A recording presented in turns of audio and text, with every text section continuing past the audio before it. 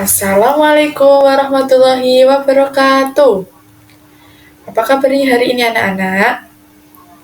Di sini Ibu akan menjelaskan tentang pengamalan Pancasila dalam kehidupan sehari-hari. Tentu kalian tahu kan, sila-sila pada Pancasila. Yang pertama yaitu ketuhanan yang Maha Esa. Dan yang kedua, kemanusiaan yang adil dan beradab. Dan yang ketiga, persatuan Indonesia. Dan yang keempat, kerakyatan yang dipimpin oleh hikmat kebijaksanaan dalam permusyawaratan perwakilan. Dan yang kelima yaitu keadilan sosial bagi seluruh rakyat Indonesia. Di dalam sila-sila tersebut terdapat pengamalan-pengamalan yang ada pengamalan-pengamalan pada kehidupan sehari-hari kita. Sebelum ke materi, Ibu akan mengulas sedikit lambang negara kita yaitu apa? Betul, burung Garuda. Burung Garuda merupakan lambang negara Indonesia dan Pancasila merupakan dasar negara kita. Di perisai burung Garuda yang ada di tengah terdapat lambang-lambang pada Pancasila. Sila pertama yaitu bintang, sila kedua yaitu rantai, sila ketiga yaitu pohon beringin, sila keempat yaitu kepala banteng, dan sila kelima yaitu padi dan kapas.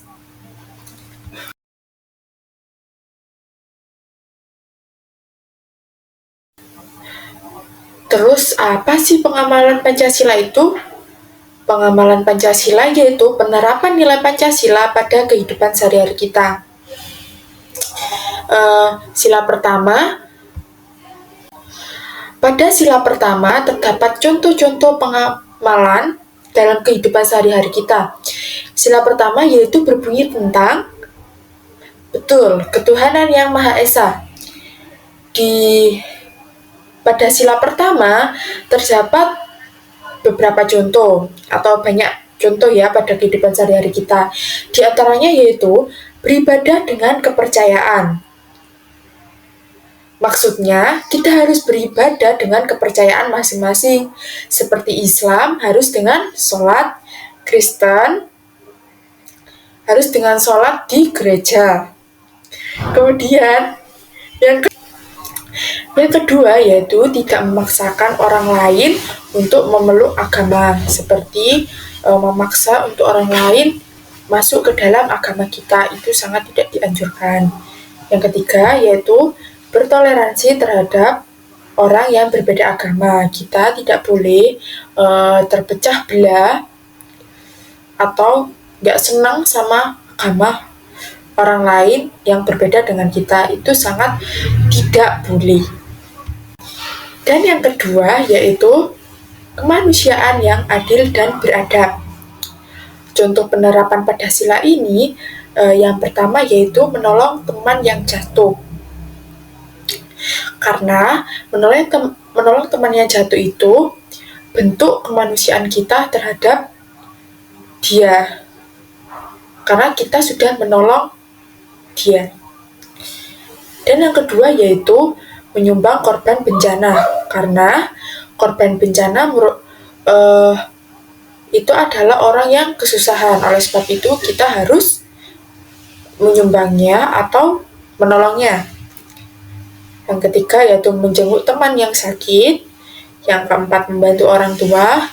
Dan yang kelima harus saling menghormati dan menyayangi.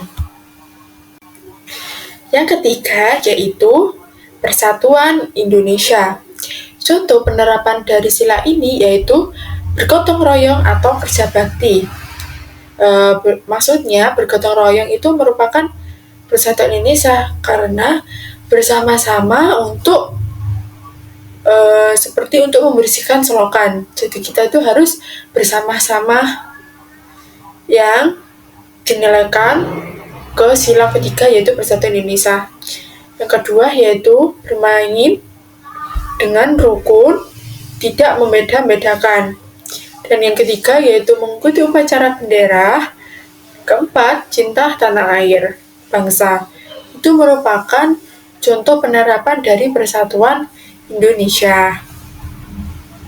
Dan yang keempat, yaitu kerakyatan yang dipimpin oleh hikmat kebijaksanaan dalam permusyawaratan perwakilan. Contoh penerapan dari sila ini yang pertama ialah bermusyawarah. Dan yang kedua, menghargai pendapat orang lain. Yang ketiga, tidak memaksakan pendapat pribadi kepada orang lain. Yang keempat, mengutamakan kepentingan bersama.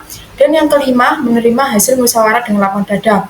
Oleh karena itu, jika pendapat kita tidak didengarkan atau tidak dipakai, kita tidak boleh iri. Kita harus lapang dada menerimanya. Kemudian yang kelima yaitu keadilan sosial bagi seluruh rakyat Indonesia. Contoh dari pengamalan sila ini yaitu yang pertama, bersikap adil kepada semua orang, yang kedua, menolong orang yang membutuhkan, dan yang ketiga, melaksanakan tugas piket, yang keempat, membantu menghormati orang tua.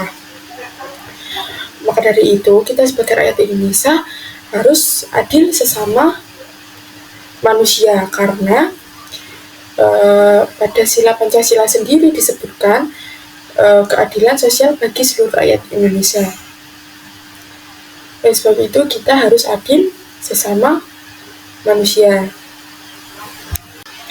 Oke anak-anak, dari penjelasan Ibu tadi apakah ada yang ditanyakan?